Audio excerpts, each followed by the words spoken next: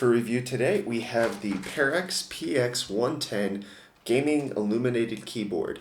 Let's get started on the specifications and what I think about it. Yeah, let's do that.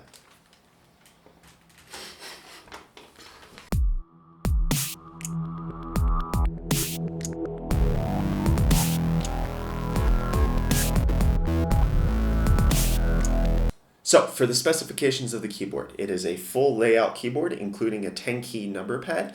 However, even though it is a gaming keyboard, it does not include gaming or macro keys. With that, it is also a membrane-based keyboard and not mechanical, so if you're expecting cherry switches on this thing, it doesn't have them. As I mentioned, it's an illuminated keyboard, so each key is individually lit, and the colors that come with it are red and blue, and therefore purple when you mix those two together. It also includes a color change button as well as a color changing wheel.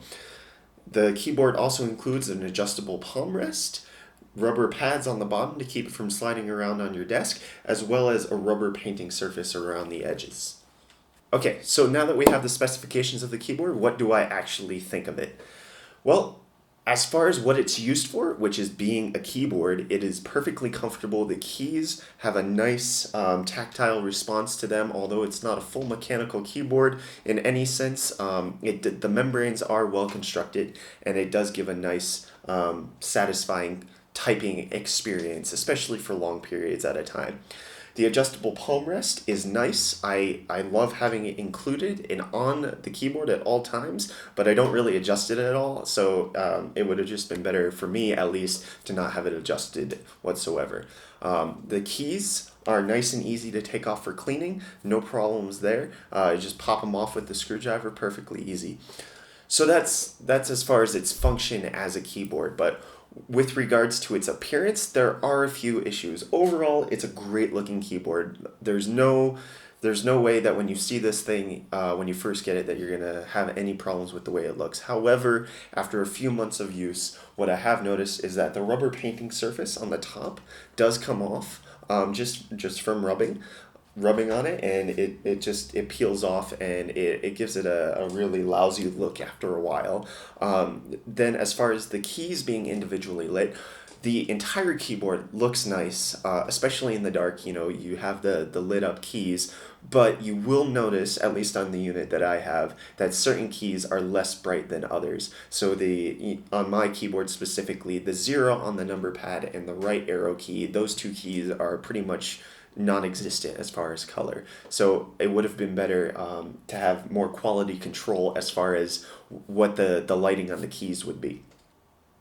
And then as far as the brightness of the coloring on the illuminated keyboard, it is perfectly bright in the dark, but during the day it gets a little washed out. It's not as bright as I would have hoped it would be, so that could have been improved. And then also as far as the lighting wheel that is included on the keyboard, it's useful as far as controlling the brightness. However, it makes less sense than a volume wheel, which would have been better than the volume buttons that they have. So I would have rather had color brightness wheel buttons instead of the color wheel, and instead of volume wheel to control the volume more precisely.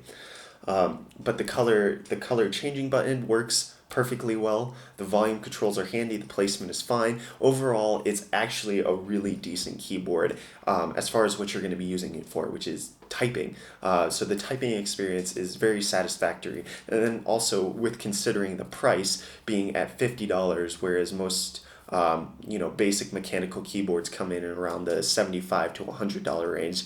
For spending a little bit less, honestly, it's a good quality, and I really enjoy this keyboard. So overall, it's a decent keyboard. The typing experience is good. It's definitely more satisfying than chiclet keyboards or other, membrane keyboards that you can buy.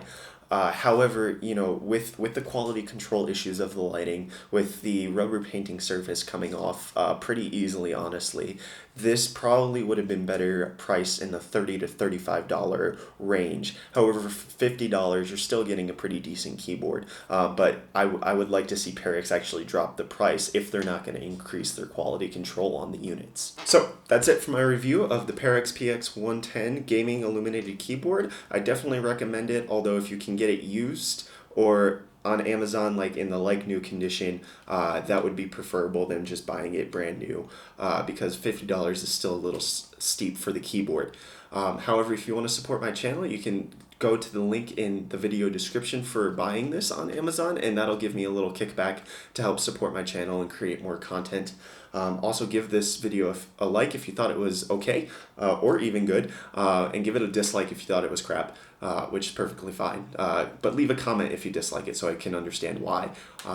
Feel free to subscribe. I have a few more videos coming out. I try to release every Monday and Thursday, so I'll have a release schedule going on. Subscribe, like, comment, share, all of that good stuff, and I will see you guys again next time. Thanks for watching.